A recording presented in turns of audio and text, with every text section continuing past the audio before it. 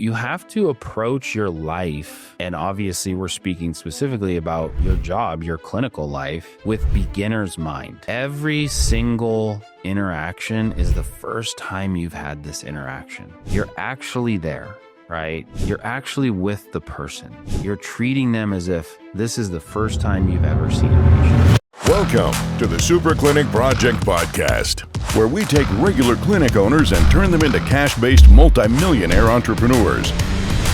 Warning, if you're a doctor who listens to this podcast regularly, you will make millions of dollars. Do not listen to this podcast unless you want to be a successful clinic owner who helps thousands of patients achieve their health goals and adds more money than you can imagine to your bank account. You've been warned. Welcome to episode 114 of the Super Clinic Project Podcast, where we give you the exact tactics, strategies, and mindsets you need to fulfill your destiny by helping thousands of people in your community and dominating your market in your life. I'm one of your hosts, Rory Morgan, along with fellow hosts Jennifer Gligoric and Tracy Sundkvist. And by the end of today's episode, we will be continuing our conversation from the last episode about how to design a perfect patient journey that gets your patients better results and it improves your bottom line. Sounds like a win-win to me. Yeah. So to recap of what we talked about last week we talked about the why you do this. Well, if you're a clinic owner, you want to have an elevated experience. You want to outperform your competition. You also have values that you want to put out into the world, and you, depending on what type of clinic you have very specific outcomes you want for your patients. They're either going to lose weight, they're going to be out of pain, they're going to look and feel better, they're going to have great gut health, whatever it is, you're taking them to an outcome. So you're an outcomes-based clinic. You need to orchestrate that journey for that patient to where you are building trust throughout every one of these patient touch points. So we talked about why it's important to do that and the hows to do that. And then we got up to day one, and that's where we're starting today. Perfect. Okay. So we've done our day one and we've left them, they've taken a swag bag home. Now, in between visits, do we just let them disappear and just, hope for the best, and hopefully they show up next time and they want to pull out their checkbook or their credit card and just sign up? No. What we want to do is, in between visits, we actually want to send an email and a text message with basically education between day one and day two. Even if day two is the very next day, right after they leave, we want to send them some video education or some written out, like a PDF, that's going to help them understand what they might be experiencing, right? So it might be, hey, you might notice some redness or some inflammation. By tomorrow, it should look different, right? If you notice the redness and the inflammation, what that tells you is that your body is responding correctly. That's exactly what you want to happen, right? You might notice that you feel a little bit sore. If you notice that you feel a little bit sore, that means that your body is responding perfectly, right? You're actually pre-handling what many clinicians think will be an objection, and you're turning that objection into a point that confirms for the patient that they're getting exactly what they need. Like, oh, good, my body's responding. That's what I was hoping for, right? So you want to go ahead and send that out, right? And I know a lot of you are thinking, well, I already tell them that. Yes, you might tell them something like that, but were they paying attention? Were they locked in? Continue telling them that, but then send that text message that evening and that email that evening, and make sure they don't forget it.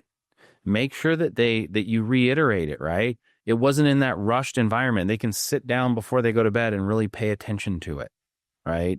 We need to repeat things and be told and reminded a lot more than we need to be taught. So you have to repeat yourself a lot. I was going to say there are a lot of clinics that give up, with the swag bag, they'll tell them, okay, so we will be reaching out to you before our next appointment because we need to check in on, any reactions or what you're going to have. Here's more information about this. Please make sure our emails can get through to you. And then they have it like, whitelist this email.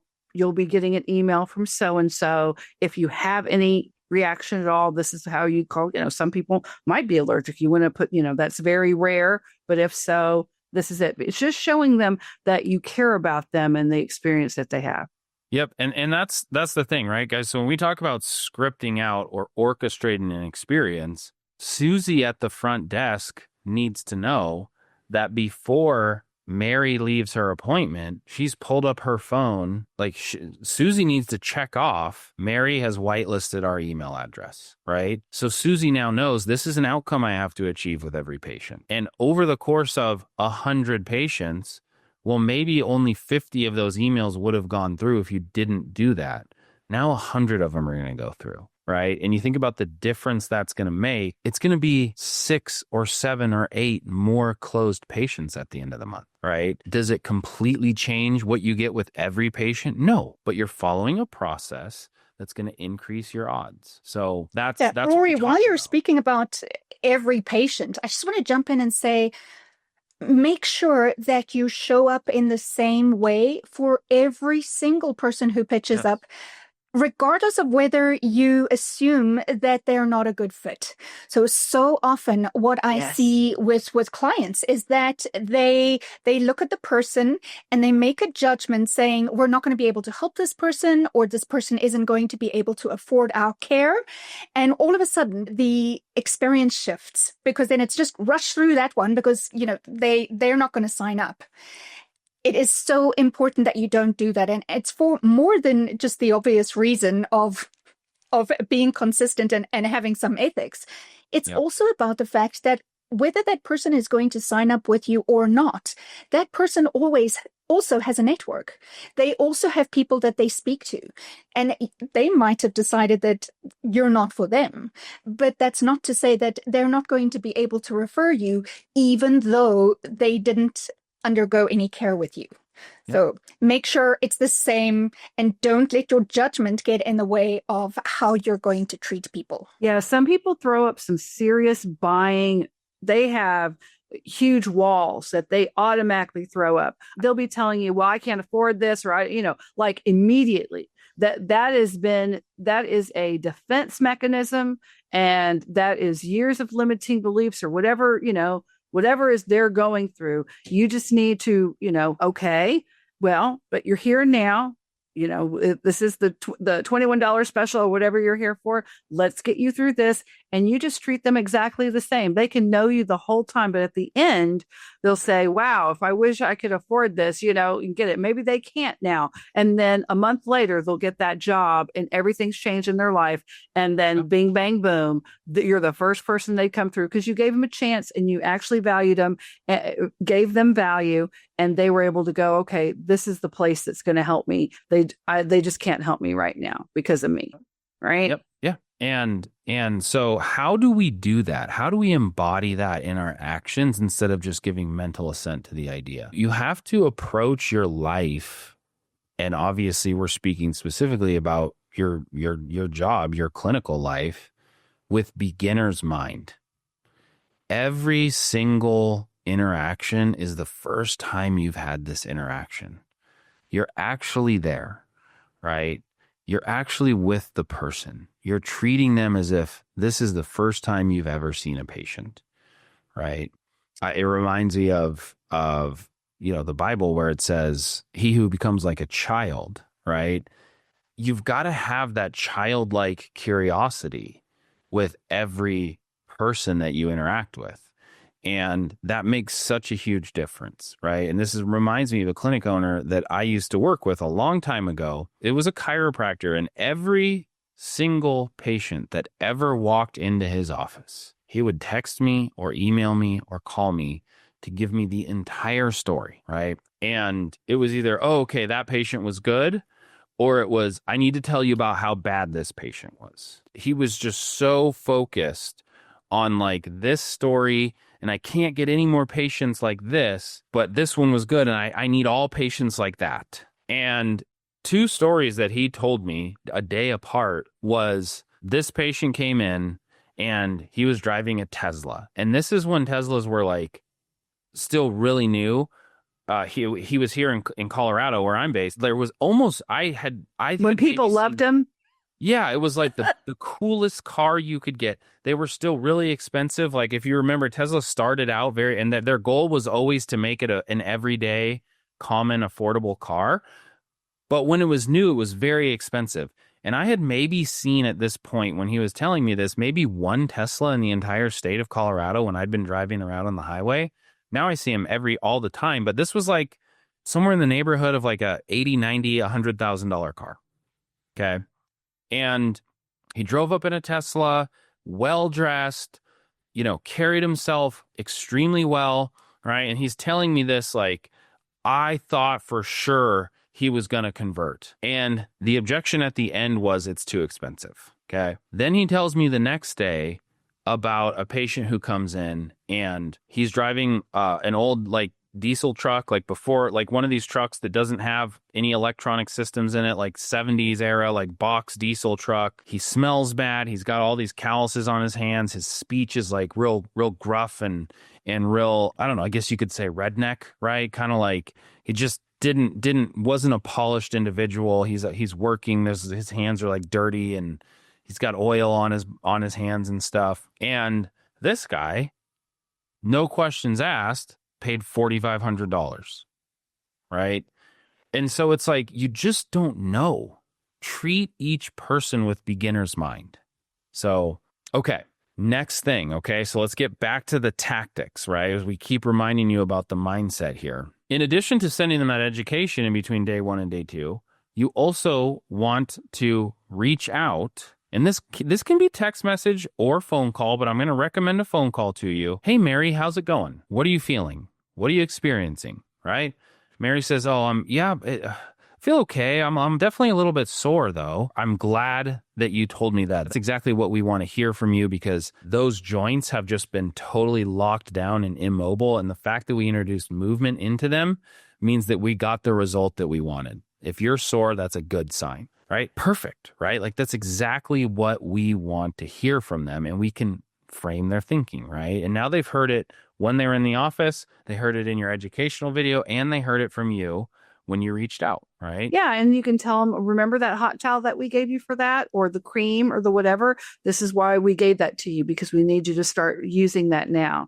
And tomorrow, once you come back in, we'll give you like something else. You want to continue to prep them for this great experience they're going to have, but then also this is the standard of care they should be receiving, which is very different than the absolute assembly line that healthcare has become for so many people, where they are a number and they are forgotten. Right. We're trying to, we're just trying to get away from that again to where we were actually caring about individuals. And this is just a great way to do it. And once you build it into the process and you make this one, this is just something we do, then it just becomes seamless. Everybody's used to it. The front desk is used to it. This is on my schedule for today. I've got these 3 check-in calls with these people, and it's just part of this great thing that we're providing for our community.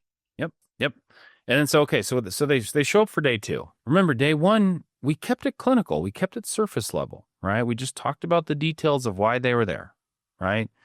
Day 2, we can now have an emotional conversation. We're not going to go into the exact scripting of that because, again, there's other podcast episodes where we go into this. But this is what we would call the sales process, right?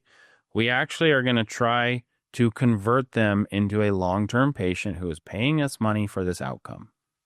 So this conversation is based on where are you now and how does it feel to you, right? So your current state, as well as what are your goals, where do you want to be, and how would that feel to you if you achieved that? All right, so that's a very simple overview. And what that allows them to see as you have that conversation is that you are going to sell them the achievement of a goal and an outcome and a feeling that is associated with achieving that, rather than selling them, hey, what you're buying from me is 36 treatments of this and 16 treatments of that, and it's a certain amount of time, and you're going to have to do these exercises and this and that, right? And they just get overwhelmed. And they start grouping you.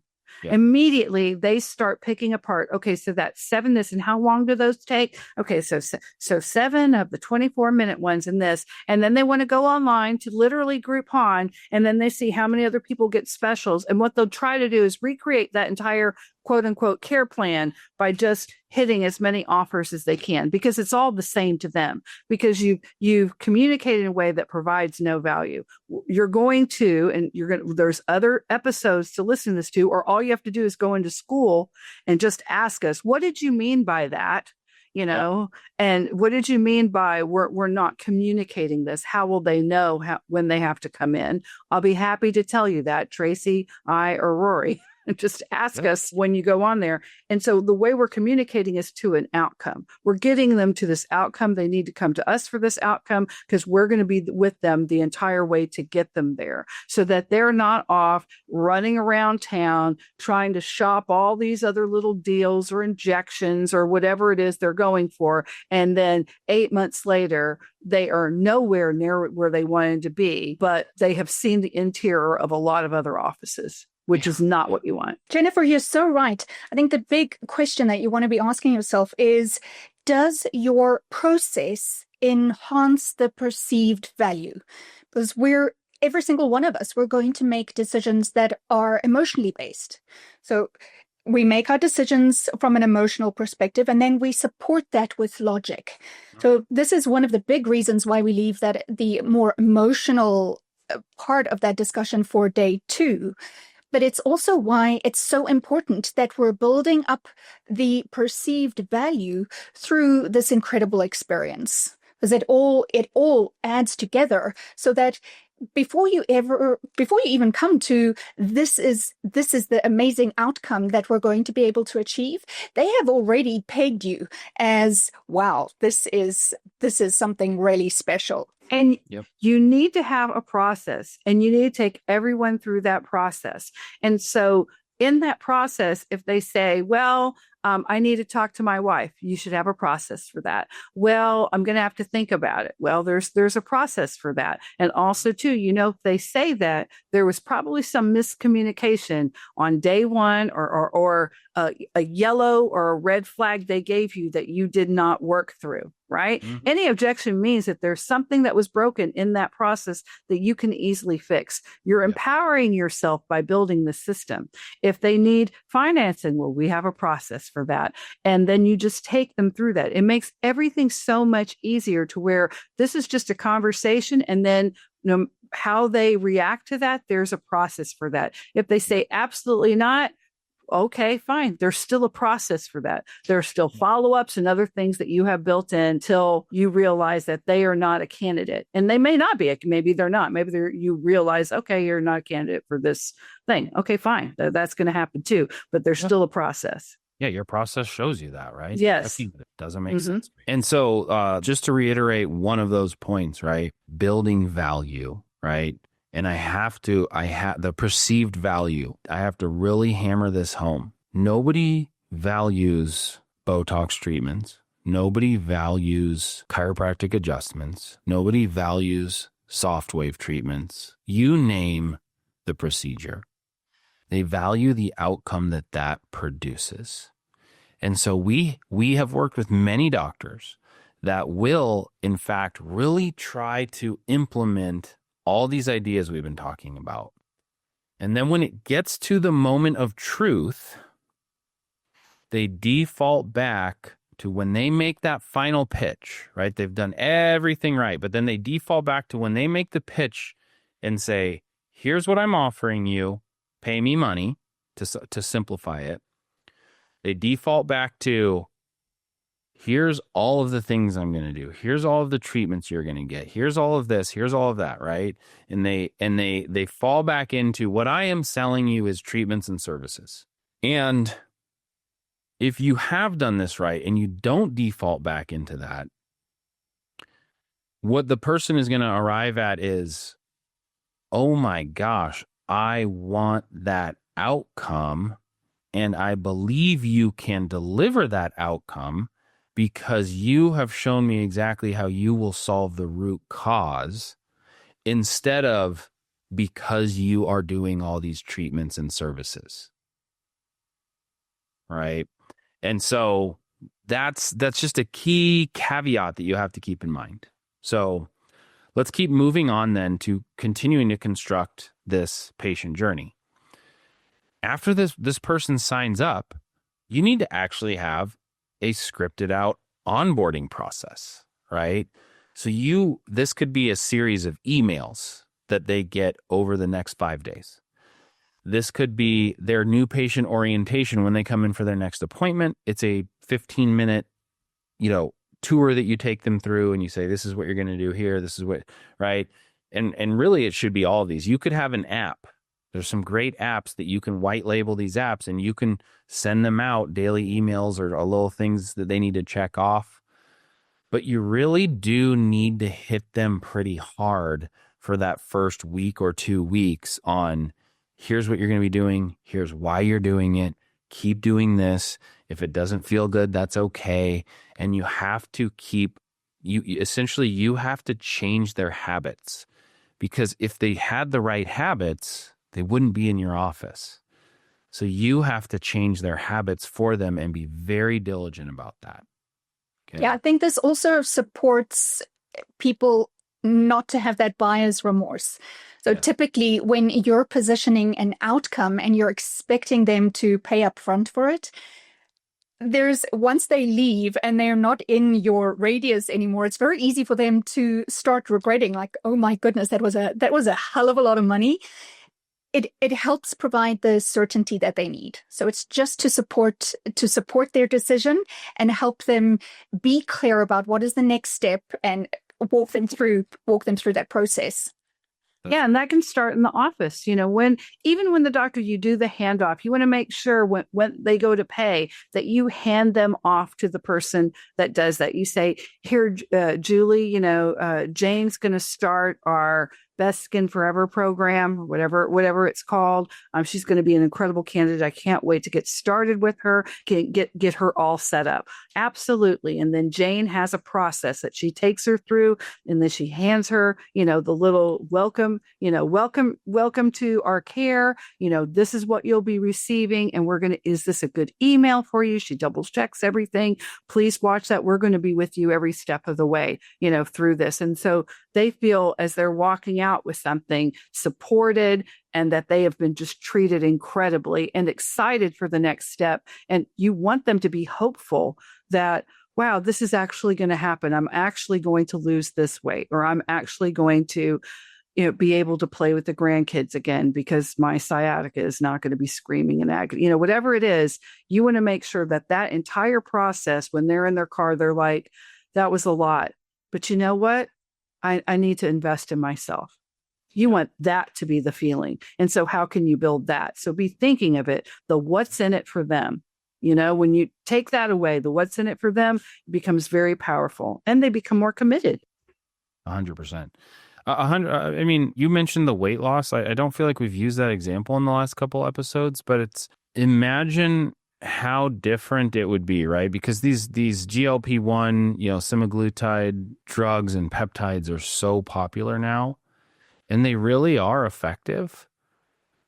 But what people realize is it's a commodity, right? And they're always going to be searching for the cheapest option. And it's only going to get cheaper. It's not going to get more expensive, right? If you're charging $400 a month now, you're not going to be charging $500 a month in a year. It's going to be $300 a month, and then it's going to be $200 a month, right? When the generics hit the market, and it can just anyone, there's all these other companies making it, it's going to be $40, $50 a month, and you're never going to be able to compete that way. And so it's by doing it in this way where there's all the extra support, all the extra community, all the extra, they look at you as the trusted advisor because you've created this experience. That's where you actually can have a long-term sustainable business where people, they don't want to go to Jenny Craig for it. They want to go to you, right? And, we've helped people do that exact thing where it's like they were selling the GLP-1 stuff before, but their business was making $40,000 or $50,000 a month and they weren't making any profit, to all of a sudden they're making $137,000 a month with 60K a month in profit, right? And that's the difference. It wasn't that they switched with which peptide they were using. It wasn't that they added another treatment or another service. It's that they changed the patient journey. And when you change the patient journey and you track that patient journey, so let's say you say, we're going to do check-ins and we're just going to ask them, how are you feeling? How well did you stick to your diet this week? Do you feel your appetite increased or decreased on a scale of 1 to 5? Let's say you send them 3 questions every single week. Well, guess what? Now you have some really actionable data that you're starting to collect on your clients. And you can go, hey, have you noticed that in week 4, their appetite really starts to decrease once they've been in here, or month 4 or wherever you're at? Maybe we can develop something around that. You can actually be much more into the what's in it for them. What are they experiencing? And then you can get them to stay on for longer, or you can switch them to something, an alternate, or you can say, what if we brought in this that only helps them? Then you're the only people doing that. And now they're getting exponential results. Like, this is where their skin starts to stag, and they get really unhappy with their appearance and blah, blah, blah, blah, blah. Maybe I could go and get a JV partnership with someone to help them with some skin tightening, right? There's all these things that start to explode for you when you have an actual system and you're tracking it and you're putting yourself in this mindset that becomes exponential for you to get incredible results and really just blow your business up in a good way. Yeah. So let me give you 2 examples and we're going to get into the details of how you can do this individually for your clinic. But 2 examples that pop into mind exactly with what you just said, Jennifer, is, okay, it's week 4, right? This is when they really start noticing their appetite decrease, right? If that's what you find with your patients, right? I've never been on one of these drugs, so I don't know. But that's where you just see it again and again. Well, now you script out your patient journey. That's when we ask them for a referral. And you do it with every single patient, right? Because they notice it. The other example, and this is a real client, is she does hormone, right? And she really focuses on testosterone levels for women, right? And so, and again, I don't know the exact details of her thought process of how she's helping women, but the bottom line is she gets amazing results for women where they are feeling younger again. Their libido is increasing. Their marriage is improving. They are losing weight. These are the results she's getting for women. One of the things that happens after they've been on this for several months is they start noticing that they are getting a little bit more body hair than they used to, right? And this is this is one of the side effects. So she has scripted out, at this point, I offer them laser hair removal, right? And so if you're like, you have to understand that you can predict this stuff and you can orchestrate a journey, and all of a sudden that patient that maybe was worth $3,000 is now worth $6,000, right? And it's not because you're being dishonest. It's because you are helping them get what they want. You are giving them the results they want in their life, and people are willing to pay for that.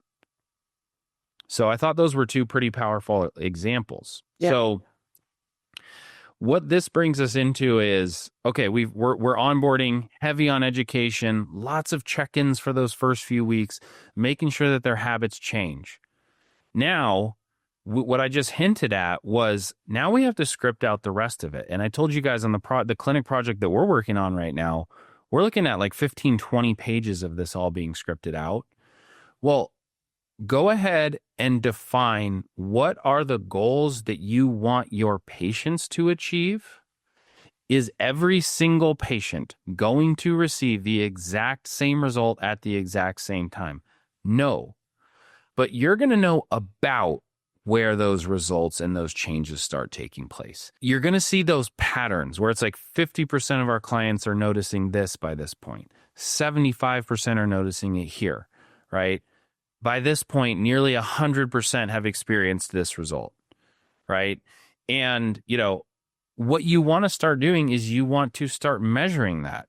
So you can have your patients, like, especially if you're using one of these apps where you can just have them checking in at home and just marking that they complete this or just answering 1 or 2 questions every week.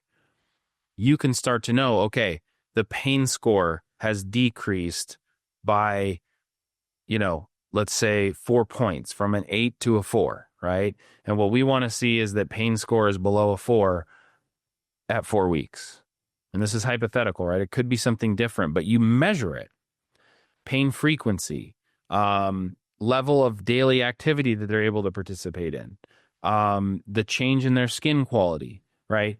You can measure these things as they go through their journey just by having them complete 1 or 2 questions every single week. And so you can define and say, in our journey, we have this goal for our patients. At a certain point, that's what we want them to accomplish, and we want to be able to measure that. From there, that's when you script out, here's when we ask for 5-star reviews. Here's when we ask for video testimonials. Here's when we ask for referrals, right?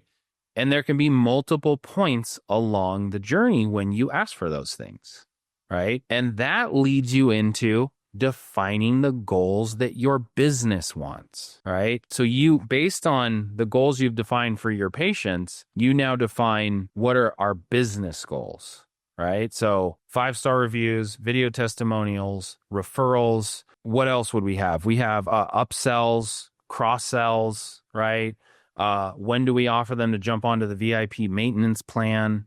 Right? What are we going to include in that maintenance subscription? You can document every single one of these things and you can see what are the variables. What do I need to change? What is the timing I need to do it at? Do I need to offer something a little bit more or do I need to offer something a little bit less? And if you will document that out and then just move one variable at a time based on the data you're getting from your patients, in no time, you're going to be a multiple 7-figure clinic, right? And because it's documented, you don't have to be the one running it. You can have a team running your practice for you. And I think that's really the goal for every practitioner, right? Like, you didn't get into this so that you could just be a slave to your business. You got into this because you wanted your business to serve you. So do either of you guys have anything to add there? That ties it all up into a really nice bow. Cool. Yeah, I think just elevating the experience to improve their perceived value is the only way that you're going to stop competing on price. 100%. Yep. Commodities are commodities. I mean, at the end of the day, right? Like, there's a market, but you need to make yourself a market of one. Right? You're the only competitor in your space because you've differentiated yourself through all the stuff that we've talked about, right? If you're selling GLP-1s or you're selling chiropractic adjustments, well, they can find that anywhere, right? But you need to position yourself as the truly trusted authority, the trusted advisor to them in this area of their life. So with that, guys, I hope you've learned some things. And what I want to encourage you to do is I want to encourage you, wherever you're listening to this, copy the URL and reach out to your friends and send them this episode, because we're giving this to you for free as far as monetarily. But if I'm giving you value, please return the value. If Jennifer and Tracy are giving you value, please do yourself a favor, do your community a favor, and do us a favor by paying us back and paying people around you back. Give them this information. This will change your clinic. It will change your life. And that's the fee for this podcast. So we don't charge you money, but we do charge you referrals. Please send this out to your friends and make sure they hear about this. You can go to superclinicproject.com. You can listen to all the episodes there. You can also find a link for our school group. And our school group is where our mastermind is hosted. All 3 of us are there. Dr. Zano, who had the largest health and wellness clinic in the world at one time, 2,800 visits a week. He's in that group. He is there teaching you how to build a multi-million-dollar practice that gets amazing results for patients. That's the most important part. We don't want to just build a money-making machine that steals from people. We want to help people. And hopefully you're seeing that with the way we've provided this content. Like, you help other people and they will pay you and they will reward you for it. All right. So superclinicproject.com. Go there, sign up, and subscribe to make sure you get all the episodes, and share this episode with your friends. And we will see you guys next episode. You've been listening to the Super Clinic Project Podcast. If you like what you hear, subscribe and stay tuned for further episodes of the Super Clinic Project Podcast.